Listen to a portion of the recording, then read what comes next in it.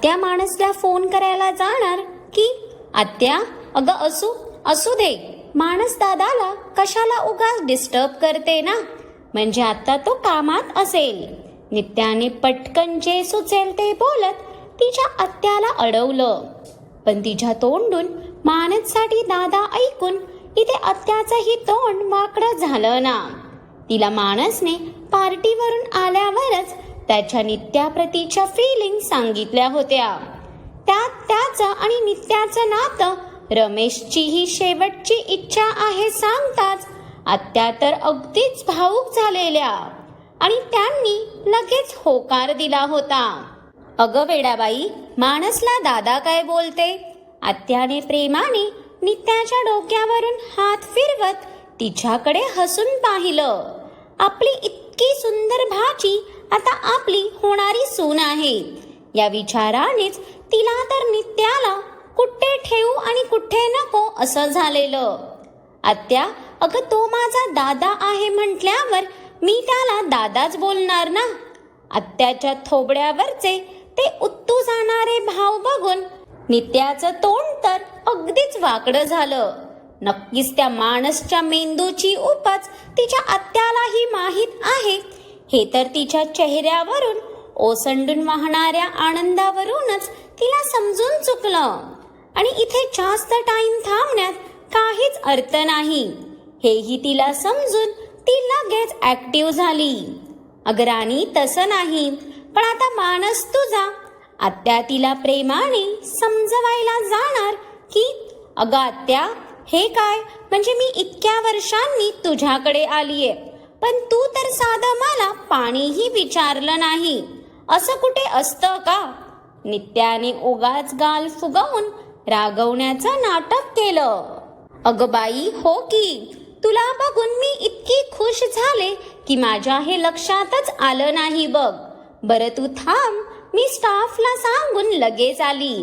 आत्या लगबगीत उठून उभी राहिली. आत्या, मला स्टाफच्या नाही तर तुझ्या हातचं हवे. ते मी लहान असताना नाही का तू मेथीचे थेपले बनवायची, तेच खायची माझी खूप इच्छा झालीये बघ. नित्याने तिची डिमांड ठेवताना इतका काही गोड चेहरा केला की आत्याला फक्त ठेपलेच काय तर तिला स्वतःची पूर्ण प्रॉपर्टीच देऊशी झाली असेल. अगं बाई, तुला माझ्या हातचं खायचं तर मी आता लगेच बनवून आणते बघ. तोपर्यंत हवे तर तू टीव्ही बघ, मी आलेच हा बाळा. आत्या नित्याच्या गालाला कुरवाळून तिथून तडक किचन मध्ये जाताच इथे नित्याने मोकळा श्वास घेतला. चल नित्या, तुझ्याकडे फक्त 15 मिनिटं आहेत. आरवने सांगितल्याप्रमाणे त्याला ज्या रूम मध्ये नेलेलं ती बेसमेंटला होती, म्हणजे नक्कीच त्याचा डोअर इथेच कुठेतरी असला पाहिजे. नित्याने तिची बारीक नजर एक वार चहुवार फिरवली, पण तिला संशयात्मक तर काहीच वाटत नव्हतं. मग ती पूर्ण सतर्कतेने उठली आणि घर बघण्याचं नाटक करत सर्व गोष्टी चाचपडू लागली. मध्ये मध्ये येणाऱ्या जाणाऱ्या स्टाफमुळे तिला इतकं व्यवस्थित बघता येत नव्हतं, पण त्यातही ती तिचे प्रयत्न करत होती. मानसचं घरही काही छोटी वास्तू मुळीच नव्हती. अगदी लक्झरियस आणि मोठा बंगला होता त्याचाही. नित्या बारकाईने सर्व रूम चेक करत जशी मागच्या बाजूला आली तसे क्षणभरासाठी तिचे पाय जागीच थबकले, कारण पुढच्या भागापेक्षा हा भाग जास्त थंड भासला तिला. पण असं का, हे मात्र तिला समजलं नाही. इकडे नित्या मानसच्या बंगल्यात तिचं काम करत होती, तर तिकडे मानस एका मीटिंग मध्ये अगदी व्यस्त होता. सध्या त्याच्या समोर खूप मोठे इन्व्हेस्टर बसले होते. हॅलो मिस्टर वर्मा, तुम्ही आमच्या कंपनीसोबत ही सडन मीटिंग अरेंज करण्याचं कोणतंच कारण मेलमध्ये मेन्शन केलं नव्हतं, आणि तुम्हाला भेटायचं होतं तर तुम्ही मला सांगितलं असतं तर मी स्वतः तुमच्या कंपनीत आलो असतो. उगाच तुम्हाला इथे येण्याचे कष्ट घ्यावे लागले. मानस त्या इन्व्हेस्टरशी अगदी अदबीने बोलत होता. समोरचा व्यक्ती कोणी सामान्य असामी नाही याची त्याला पूर्णतः जाणीव होती. इंडियातल्या कितीतरी मोठमोठ्या कंपनीचा शेअर होल्डर आणि इन्व्हेस्टर होता तो, ज्याची स्वतःच एक ओळख होती. भलेही वयाने 50 त्याने ओलांडली असली तरी तो मेंदूने अजूनही तरबेज होता. हॅलो मिस्टर मानस, please don't be formal. Actually मला समजलं होतं की ह्या टाईमच्या बिझनेस लॉन्च पार्टीमध्ये तुम्हीही तुमचं कोणतं तरी प्रोजेक्ट लॉन्च करणार आहात, बट तुम्हाला त्यासाठी चांगला इन्व्हेस्टर नाही भेटत आहे. मे आय राईट? मिस्टर वर्मा सरळ मुद्द्यावर आले, पण त्यांचं ऐकून इथे माणसाचे डोळे मोठे झाले ना. तुम्हाला कसं कळालं? ज्या प्रोजेक्टला तो खूप कॉन्फिडेन्शियली हँडल करत होता त्याला लीक झालेलं बघून मानसने रागातच त्याच्या असिस्टंटकडे बघितलं. तसा तो बिचाराही गोंधळलाच. मिस्टर मानस, या इंडस्ट्रीमध्ये तर तुम्हीही नक्कीच नवीन नाही आहात. इथे सिक्रेट कधीच हाईड राहत नाहीत, बट तुमचं हे सिक्रेट रिव्हील होणं तुमच्याच फायद्याचं ठरलंय. मिस्टर वर्मांनी हात करताच त्यांच्या पीएने त्यांच्या हातात काही पेपर्स दिले. माझा फायदा? तुम्हाला नक्की म्हणायचं काय आहे मिस्टर वर्मा? मानसला त्यांच्या बोलण्याचा तर्कच लागत नव्हता. मुळात ते इथे का आलेत हेच त्याला समजत नव्हतं. पण त्याचा तो गोंधळलेला चेहरा बघून वर्माने गालात हसतच ते पेपर्स त्याच्याकडे सरकावत ते वाचण्याचा इशारा केला. तशी मानसची गोंधळलेली नजर त्या पेपर्सवर आली, पण ते वाचून तर पुढच्या क्षणाला इथे मानसची बुबुळं बाहेर आली ना, आणि त्याने तेच आश्चर्याने विस्फारलेले डोळे वर्मावर आणले. त्याला तर या गोष्टीवर विश्वासच बसत नव्हता. व्हॉट हॅपन्ड मिस्टर मानस? मानसच्या थोबड्यावरचा उडालेला रंग बघून वर्मांनाही त्याचं हसू आलं, पण त्यांनी तसं त्यांच्या चेहऱ्यावर दाखवलं नाही. मिस्टर वर्मा, हे काय आहे? मानससाठी हा धक्का पचवणं खरंच खूपच सोपं नव्हतं. तो पूर्णतः ब्लँक झालेला. काय आहे म्हणजे? ही मी तुमच्यासाठी ऑफर घेऊन आलो आहे. तुमच्या नवीन प्रोजेक्टचे 50% शेअर मी बाय करायला तयार आहे. तुम्ही जी अमाऊंट बोलाल ती तुमच्या खात्यात जमा होईल. वर्माने त्याला इतकी मोठी ऑफर दिलेली की मानस सोबत त्याचा असिस्टंटही अगदी अवाक झालेले. भाई, तुला काही अपडेट मिळाली का? मगाचपासून आरव हा प्रश्न घेऊन अग्नेयकडे 5व्यांदा आला होता, पण आत्ता मात्र अग्नेय देव त्याला वैतागले ना. बाबा मान्य, ती तुझं प्रेम आहे, पण ती त्याचीही बहीण आहेच ना, मग तो असंच थोडी तिला काही होऊ देईल. आरव, तुझी जर ही विश असेल की मी तुला बदडावं तर तसंच सांग मला. अग्नेयने आता त्याची बोटं एकमेकात गुंफत काहीशा रागातच त्याच्याकडे पाहिलं. या कार्ट्याने त्याचं जीनं हैराण करून ठेवलेलं. भाई, अग्नेयच्या नजरेतली चिडचिड बघून आरवचं तोंड तर अगदी इवलूस झालं.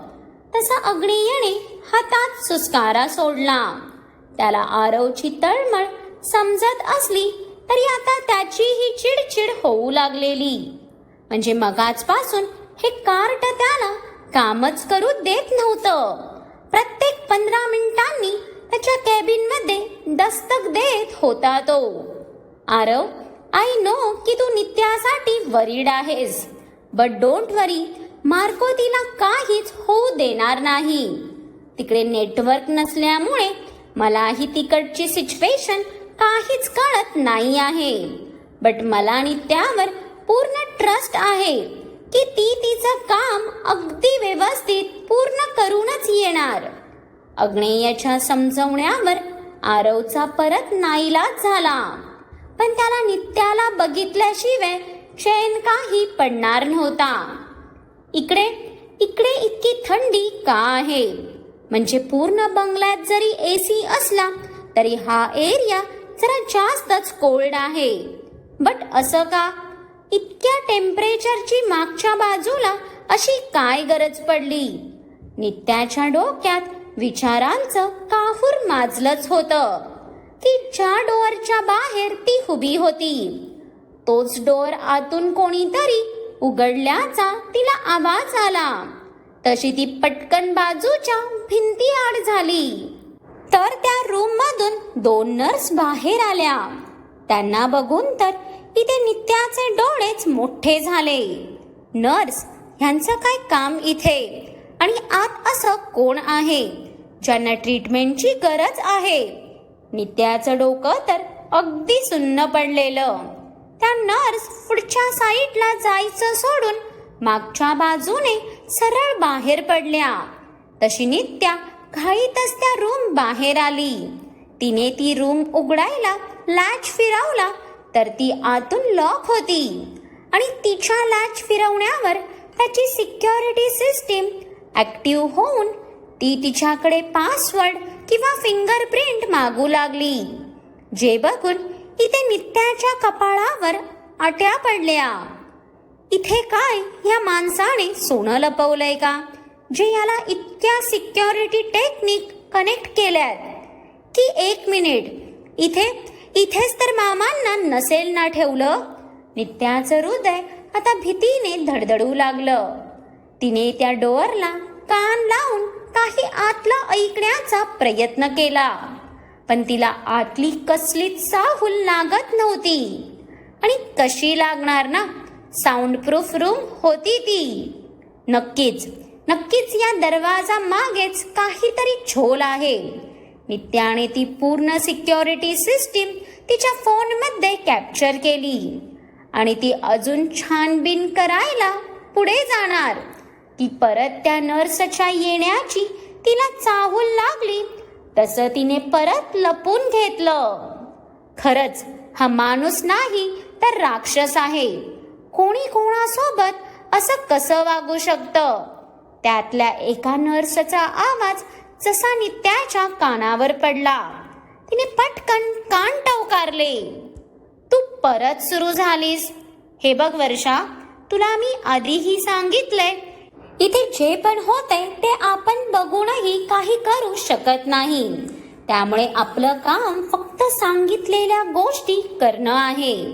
कारण जर आपण चुकूनही कुठे तोंड उघडलं तर पुढच्या दिवशी आपणही दिसणार नाही. ती दुसरी नर्स तिला बडबडतच आत घेऊन जाताच तो डोअर पटकन बंद झाला. पण इथे त्या दोघींचं ऐकून नित्या मात्र पूर्ण घाबरली होती. अशी कोणती गोष्ट इथे चालू आहे ज्यासाठी त्या नर्सचाही विरोध चाललेला? ती ह्या विचारात अडकलीच होती की तोच तिच्या आत्याच्या आलेल्या आवाजाने नित्या दचकून पळतच मागे फिरली. पण जसं ती हॉलमध्ये यायला आत्याने तिला त्या बाजूने आलेलं बघून डोळेच विस्पारले. नित्या, अगं तू तिकडे कुठे गेलेली? इथे क्षणातच आत्याच्या कपाळावर घाम जमा झाला. तो नित्याच्या नजरेतून सुटला नाही. आत्या, अगं ते मी तर वॉशरूम शोधत त्या बाजूला गेले, ते माझ्या लक्षातच आलं नाही. नित्याने पटकन काहीतरी उत्तर चिकटवत स्वतःच्या घाबरलेल्या मनाला शांत केलं. अगं वॉशरूमला जायचं होतं तर मला विचारायचीस ना. बरं झालं आता माणस नव्हता, नाहीतर तो नक्कीच तुला ओरडला असता. त्याला तिकडे कोणी गेलेलंही आवडत नाही. त्याच्या कामाचा पूर्ण सेटअप आहे म्हणे तिकडे. आत्याच्या बोलण्यावर नित्याच्या भुवया उंचावल्या ना. म्हणजे ह्या माणसाने त्याच्या आईलाही पूर्णपणे गंडवलेलं दिसत होतं. हो का? सॉरी हा आत्या, मला माहीत नव्हतं. नित्याने लगेच स्वतःला नॉर्मल करत बारीक तोंड केलं. अगं असू दे, त्यात इतकं काय, फक्त परत कधी जाऊ नको. आणि हो, हे घे, तुझ्यासाठी थालीपीठ बनवून आणलेत मी. आत्याने हसतच लगेच नित्यासमोर ताट केलं. तसं नित्या आता कसनुसा हसली. अग्नेयने तिला या घरातलं पाणी पियायलाही मनाई केली होती. मग आता हे कसं खाणार होती ना ती. अरे आत्या, तुला सांगायचंच राहून गेलं बघ. ते मला फोन आलेला. माझी आता एक खूप इम्पॉर्टंट मीटिंग आहे, मला जावं लागेल. तू एक काम कर, तू मला हा नाश्ता पॅक करून दे, मी जाता जाता खाईन. नित्याने पटकन तिची बॅग उचलली. एव्हाना तिला निघणं गरजेचंच होतं. जावं लागेल म्हणजे अशी कशी जाणार तू? नाही, आता तू तुझ्या आत्याला सोडून कुठेच नाही जायचं. मी तुला जाऊच देणार नाही. चल, मी तुला तुझी रूम दाखवते. आजपासून तू आमच्या सोबतच इथेच राहणार. ती जायचं बोलताच इथे आत्या गडबडलीच आणि तिने पटकन नित्याचा हात पकडला. तशी आत्ता नित्याची फाटली ना. अगं आत्या, असं काय करते? मी इथे कशी राहणार? मी भाईला सांगूनही आली नाही. नित्याला आत्याच्या थोबड्यावरचे बदलते एक्सप्रेशन बघून क्षणभर भीतीच वाटली. तुझ्या भाईचं पुराण सांगू नको मला. मी म्हटलं ना, तू कुठे नाही जाणार म्हणून. मी मानसलाही फोन करायचा प्रयत्न केलेला, पण त्याचा फोन काही केल्या लागेना. तरी मेसेज टाकलाय मी त्याला, तो येईलच इतक्यात. तोपर्यंत चल, तू हे थालीपीठ खा बघू. तुझ्यासाठी मी किती प्रेमाने बनवलंय. थांब, मीच भरवते तुला. आत्याने तर नित्याला पकडून सोफ्यावर बसवलं. पण आता इथे नित्याची मात्र भंबेरी उडाली. मानस यायच्या आधी तिला काहीही करून निघावं लागणार होतं. मग काय वाटतं तुम्हाला? मानस यायच्या आधी नित्या निघेल का? की आता ज्या आखलेल्या गेम मध्ये मानस परत एकदा बाजी मारणार? त्यासाठी पुढचा थरारक भाग आवर्जून बघा, कारण इथून आता पुढे फक्त थ्रिलर असणार आहे. त्यामुळे पुढच्या भागाची वाट तर पाहाच. पण आजचा भाग तुम्हाला कसा वाटला हे मला कमेंट्स करून नक्कीच सांगा. आणि आवडला असेल तर लाईक्स करून तुमच्या खूप साऱ्या फ्रेंड्स सोबत ही स्टोरी शेअर करा. आणि ज्यांनी कोणी अजून माझ्या चॅनलला सबस्क्राईब नाही केलंय त्यांनी आठवणीने सबस्क्राईब करा.